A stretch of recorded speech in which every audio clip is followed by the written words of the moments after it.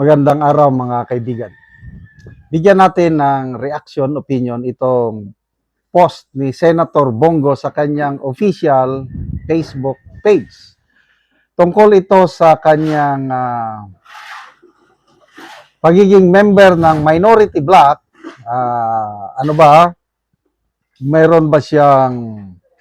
Meron bang posibilidad na lilipat siya sa majority?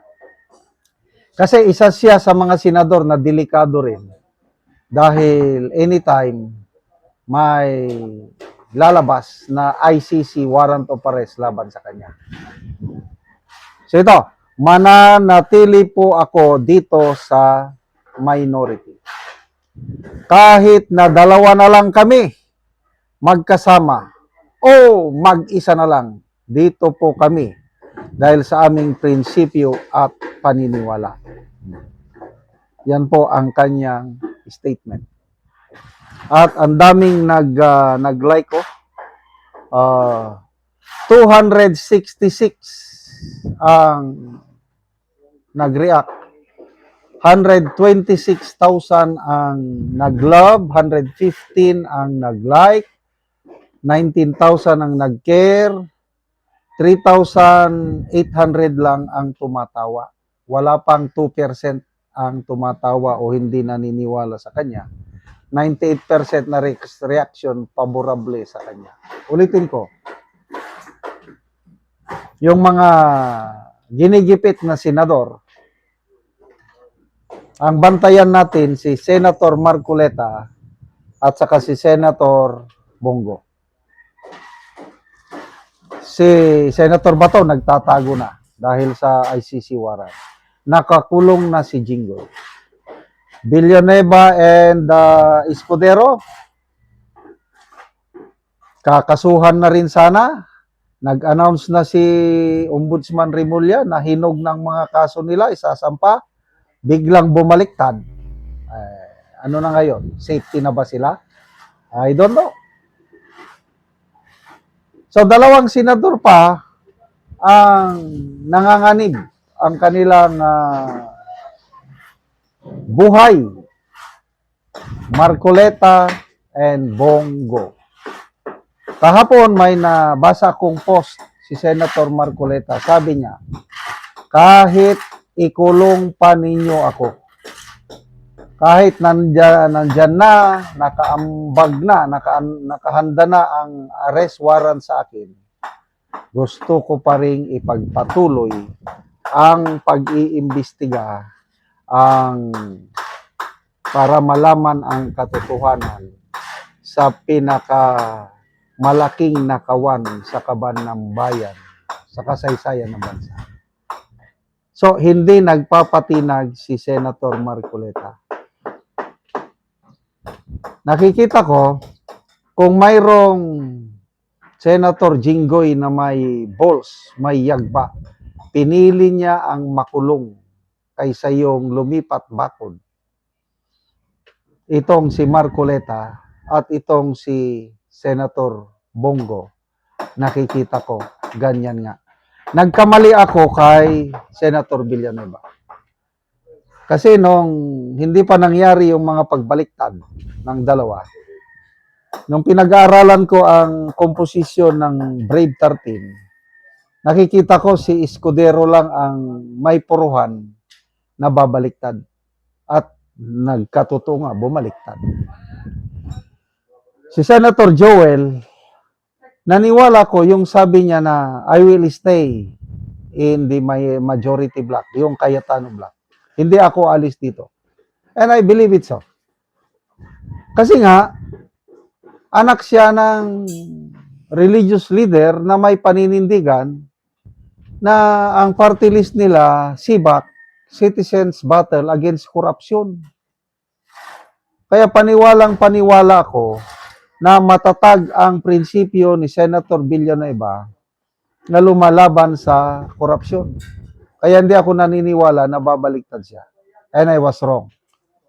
Noong linggo, nagsalita siya sa isang video message na sabi niya na tama na ang bangayan, magtrabaho na tayo. Mag-attend ako sa special session na pinatawag ng Pangulo. Wala na. nakita ko na right at that moment, babaliktad na siya.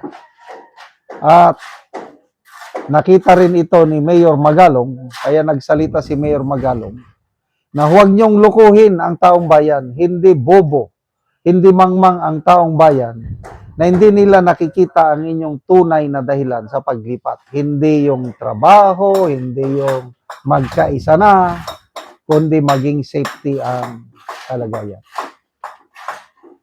Kaya I was wrong. I was totally wrong kay Senator Joel Villanueva. Kaya marami na ngayon ang nagtatanong, ano ba talaga? Jesus is Lord or ang dami ng meaning ng GIL eh. Tama naman yung Jesus is Lord eh. Noong 1980s pa nga, sumasama ako sa simbahan. Nagsisimba ako sa GIL noong 1980s. Dito sa Mindanao. Noong 2005 and 2006, nag-schooling ako sa Washington DC sa US. Nag-join ako ng GIL Church doon dahil okay yung preaching nila eh. Kaya lang, iba pala yung preaching, iba rin yung ginagawa. Iba ang dapat, you practice what you preach. Wala na. Anong sabi sa James, sa Bible? Faith without works is dead.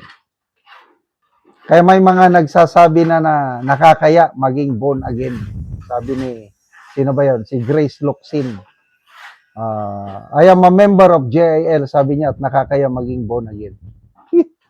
Isa pang GIL member, Kata Leia. Mabigat ang sabi niya na, bahala na ang Diyos sa iyo, Senator Villanueva. Natakot ka kay Jesus Rimulya, ba't hindi ka natakot sa Jesus na naipako sa krus ng dahil sa iyo? Wow, grabe. So, good luck, Senator Bongo. Sana maging matatag kayo. And I believe you. Naniniwala ako na hanggang sa huling dulo, hanggang sa huling hininga, magiging faithful kayo sa inyong mga paninindigan. Salamat mga kaibigan sa inyong pagsubaybay sa channel nito. Kakatulong kayo ng malaki sa tribong Kalanding ng Bukidnon dahil ang sweldo natin sa channel nito is pantulong po sa tribo. Namimigay tayo ng libreng yero at pako para makapagpatayo sila ng mas maayos na tirahan. Panoorin niyo ang video nito. Sa gipatindog sa balay sa natabangan na mugyero. So mo na ni ang iyang gipatindog nga balay nga pag-atopan karon. So mo na pud ni ang yero nga among gihatag nga ilang iatop karon.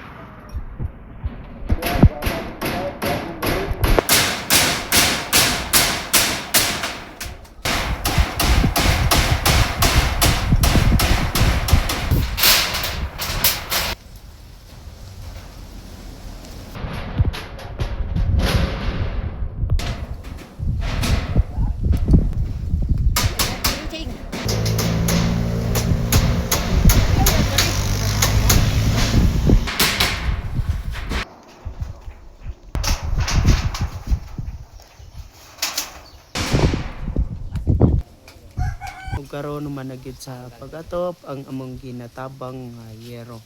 Og makita gyud nato nga nindot na gyud nga tan-awon kay nahuman na. Ano?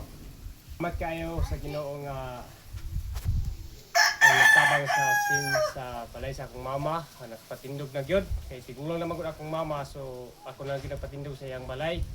So salamat gid kayo nga matapan na gyud ang balay ng mama.